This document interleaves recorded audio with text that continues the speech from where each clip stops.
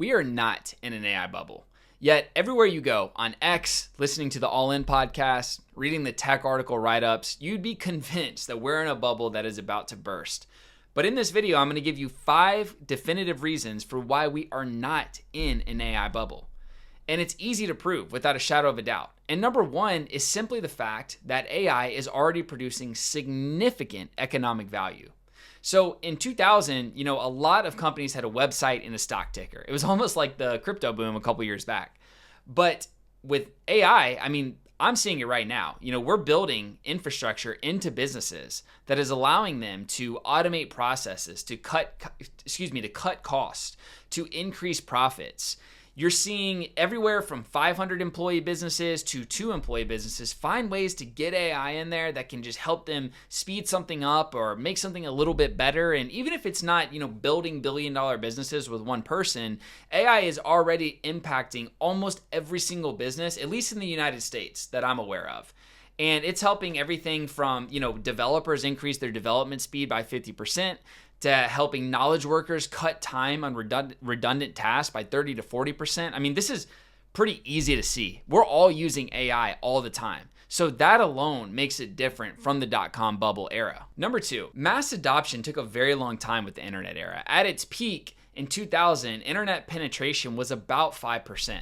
But today we have all of the infrastructures in place for AI to slide right on top of it. And as a result, we have probably about 5 billion internet users that are exposed and able to use AI. I think OpenAI has about 750 million daily active users. That is a staggering number. So another difference between the AI boom and the dot-com bubble is consumer adoption. And consumers are also adopting in different ways. So, there's an app called Cal AI where you can track your calories by taking a picture. There's all of these AI applications, whether you're talking B2B or B2C. So the consumer is all in on AI. They're using it to build AI avatars of themselves and create AI generated content.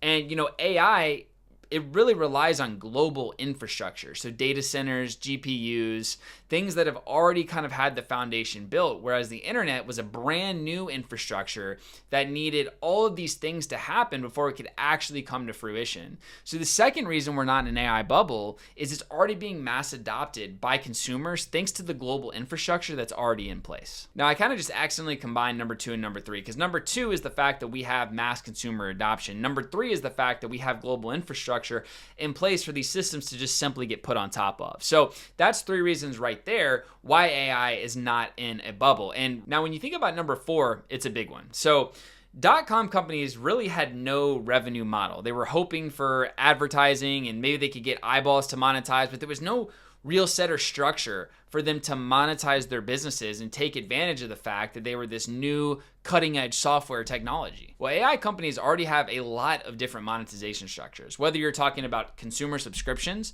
with someone like OpenAI or more B2B side of things, enterprise SaaS like Salesforce, they're building their entire agent force out. Microsoft using Copilot, ServiceNow. There's a bunch of big AI companies, a bunch of big B2B companies that are already rolling AI into their product offerings. And as a result, investors are funding businesses with cash flow visibility, not just traffic metrics. So there is a proven way to monetize AI, whether you're talking about the consumer side or the B2B side. Either way works, and it's very relevant. But that's much different than creating a website in 2000 saying, well, number 1, I don't know how we can get traffic.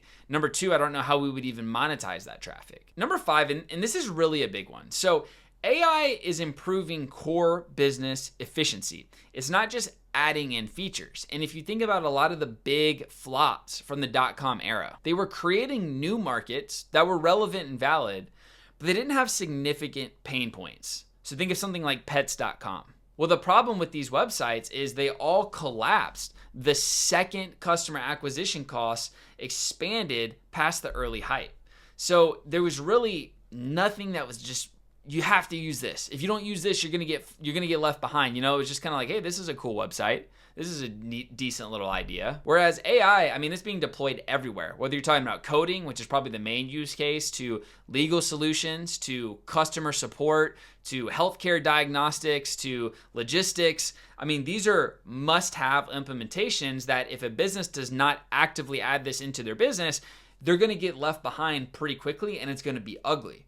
So there is a rush to implement these AI solutions because there is real business efficiency to be gained, as opposed to some generic, potential hopeful use case that we can monetize in the future. So at the end of the day, the dot-com boom was all speculative. It was about future value. There wasn't infrastructure, there wasn't monetization. But AI is about unlocking efficiency, reaching the consumer, reaching businesses. It's on top of a mature digital economy. And that's why even as the valuations swing, and even if the pace of innovation in the in the creation of AI and new AI models slows down slightly, the underlying trend is very durable and it's not going to go away. So while we saw a big jump from GPT-3 to GPT-4, I would argue we saw a significant jump from GPT-4 to GPT-5. But what people are not considering is the fact that GPT-4o rolled out, GPT-03 rolled out, this reasoning model.